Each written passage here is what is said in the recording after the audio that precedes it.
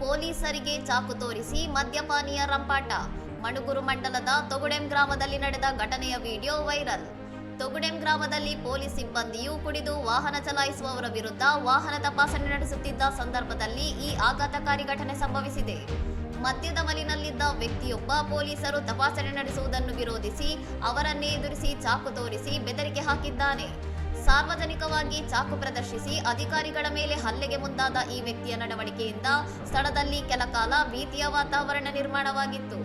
ಕರ್ತವ್ಯ ನಿರತ ಪೊಲೀಸ್ ಅಧಿಕಾರಿಗಳಿಗೆ ಜೀವ ಬೆದರಿಕೆ ಹಾಕುತ್ತಿರುವ ದೃಶ್ಯಗಳನ್ನು ಸ್ಥಳೀಯರು ಚಿತ್ರೀಕರಿಸಿದ್ದು, ಈ ವಿಡಿಯೋ ಸದ್ಯ ಸಾಮಾಜಿಕ ಜಾಲತಾಣಗಳಲ್ಲಿ ಭಾರೀ ಚರ್ಚೆಗೆ ಕಾರಣವಾಗಿದೆ. ಸಾರ್ವಜನಿಕ ಶಾಂತಿ ಭಂಗ ಮತ್ತು ಪೊಲೀಸರ ಕರ್ತವ್ಯಕ್ಕೆ ಅಡ್ಡಿಪಡಿಸಿದ ಹಿನ್ನೆಲೆಯಲ್ಲಿ ಈ ವ್ಯಕ್ತಿಯ ವಿರುದ್ಧ ಕಠಿಣ ಕಾನೂನು ಕ್ರಮ ಕೈಗೊಳ್ಳುವಂತೆ ಸಾರ್ವಜನಿಕರು ಒತ್ತಾಯಿಸಿದ್ದಾರೆ. ಇನ್ನಷ್ಟು ಸುದ್ದಿಗಳಿಗಾಗಿ ನೋಡ್ತಾ ಇರಿ ಸೌರಂ ಟಿವಿ.